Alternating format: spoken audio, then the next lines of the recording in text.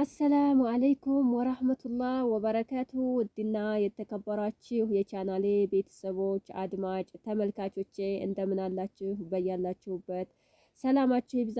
ሰላም ለሀገራችን ይሁን እያልኩ ዛሬ ብቅ ብያለሁኝ። እንኳን ለተከበረው ለረመዷን ወር በሰላም አደረሳችሁ። ረመዷን ሙባረክ ብያለሁ። እንግዲህ ሀገር ውስጥም ያላችሁ ከሀገር ውጭም ያላችሁ እህት ወንድሞቼ የመዳም ቅመሞች ሁላችሁንም ረመዷን ሙባረክ ብያለሁኝ። አልሐምዱሊላሂ ረቢል ዓለሚን አመት ያደረሰን አላህ ምስጋና ይገባው። የዛሬ አመት የነበሩ አሁን ላይ የሌሉ ስንት ሰው አሉና እኛ አላህን ልናመሰግን ይገባል ማለት ነው። እንግዲህ አመቱን ዟሪ እኛ ኗሪ ከይር ገበያ እየገበየን ረመዷናችን እንግዲህ ጥሩ ገበያ ገቢተን ከተጠቃሚዎቹ አላህ ያድርገን ማለት ነው። እና እኔ ብዙ ጊዜ የደጋገምኩ አልሐምዱሊላህ እያልኩ ነበርና ብዙ እህቶቻችን ያጣንባቸው ወንድሞቻችን እናት ብዙ አሉና እነዛን ስናይ እኛ ልናመሰግን ይገባል ማለት ነው። ኢንሻአላህ አመት አመት አላህ ያድርሰን ሁላችንንም ማለት ነው።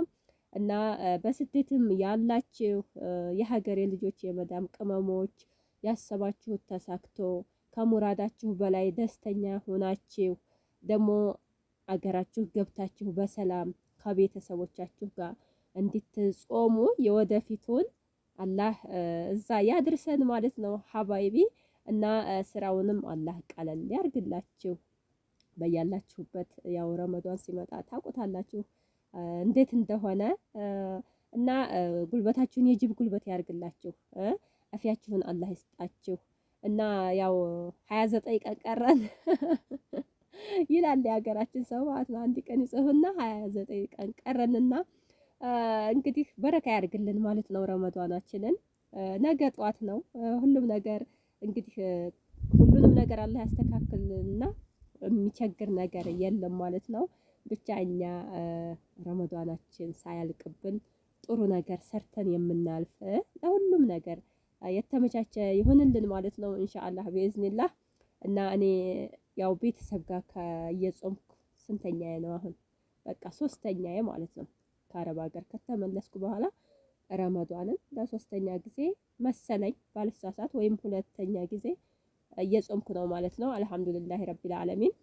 እና ብዙ እህቶቻችንም የዛሬ አመት ቤተሰብ ጋር ነው የምንጾመው ኢንሻአላህ፣ ነገ ቤተሰብ ጋር ነው የምንጾመው፣ እንደዚህ እያልን ብዙ እናስባለን። እና ግን ያው ሁሉም ነገር አላህ የፈቀደው ነው የሚሆነው ማለት ነው ኢንሻአላህ። እንግዲህ እናንተም በሰላም መታችሁ ትጾማላችሁ ማለት ነው። ብቻ ጤናችሁን አላህ ይስጣችሁ፣ ገንዘባችሁን በረካ ያርግላችሁ እያልኩኝ እንግዲህ ያው አሁን ዝሁር ሰግጄ ሾርባው ምኑ ታውቃላችሁ እንግዲህ በየቤቱ ያለውን ድባብ የረመዷን እንደዛ ብዬ እናንተን እንኳን አደረሳችሁ ለማለት ነው የመጣሁት ማለት ነው። እና አረብ ሀገርን ሳስታውስ ረመዷን ላይ እኔ በጣም እጨነቅ ነበረ። የሚያስጨንቀኝ የረመዷኑ ሳይሆን የረመዷን ስራ ማለት ነው። በጣም እኔ እንጃ ሱብሃንአላህ። በተለይ እናት ቤት የምንሰራ ሰዎች በጣም ከባድ ነበረ። ቤተሰብ ሁሉም ልጅ ምናምን የልጅ ልጅ የሚሰበሰበው እናት ቤት ነበርና እንግዲህ የዛን ሁሉ ምግብ መስራት፣ የዛን ሁሉ ጽዳት፣ የዛን ሁሉ እቃ ማጠብ ምናምን ነገር የምግቡ ብዛት እኔ እንጃ ፕሮሰሱ ብዙ ስለሆነ እንኳን ረመዷን ገብቶ ሳይገባ በጣም እንትን ነበር ማለት ነው። ግን ከገባ በኋላ ያው ተረጋግተን እየለመድ ነው ቀኑም እየገፋ ሲሄድ ምናምን እንትን ይለናል ማለት ነው፣ እንለምደዋለን። እና እናንተም አይዟችሁ ትለምዱታላችሁ። የማያልፍ የለም ሁሉም ነገር ያልፋል። እና ረመዷናችንም ደግሞ አመት ደርሰን በሰላም ከመጣልን አላህን ነው የምናመሰግነው። ለከል ሽክሮ ለከል ሐምድ ማለት ነው ሀባይብ። ይቅርታ በጣም ጉፋን ስለያዘኝ ነው። ያው ዛሬ ረመዷኑ ሲገባ ጉፋኑም አብሮ መጥቷል። እንግዲህ ሪዝቅ የያዘ ያርገው ጥሩ ነገር ያርገው። ድምጼ በጣም ተቀያይሯል ማለት ነው። አይኔ ራሱ እንደምታዩት እንደስተዛሬው አይደለም፣ ጭልም ብሏል። በዛ ላይ ጾም ተጨምሮበታል። እና አልሐምዱሊላህ ረብል ዓለሚን ደስተኛ ነኝ ማለት ነው። እንግዲህ ላላህ ሽኩር ነው የምናወርደው ሀባይቢ። እንግዲህ ደግሞ የዓመት ሰው ይበለን እያልን ደግሞ የወደፊቱን ነው ዱዓ የምናደርገው ማለት ነው። ይሄንን ስንይዘው ለወደፊት ነውና ብዙ የምናስበው ሁሉንም ነገር አላህ ያሳምርልን። እንግዲህ ረመዷን ላይ ብዙ ብዙ ገበያዎች አሉ። በጣም ብዙ ብዙ ረመዷን ሳያልፈን በቀድራችን በአቅማችን ሁላችንም በቻልነው ነገር ማድረግ አለብን ማለት ነው። ያው ትንሽ ነገር ብትሆንም ብዙ ዋጋ አላት ማለት ነው አላህ ዘንድና ኢንሻአላህ ሁሉንም ነገር አላህ ያሳምርልን። ሀባይቦቼ ጠንክሩ፣ በርቱ፣ አይዟችሁ፣ አላህ ይገድፋችሁ። ከግራም ከቀኝም አላህ ይቆምላችሁ። ሰላማችሁ ብዝት ይበል። እንግዲህ ሁሉም ነገር ያልፋል ማለት ነው ሀባይቢ።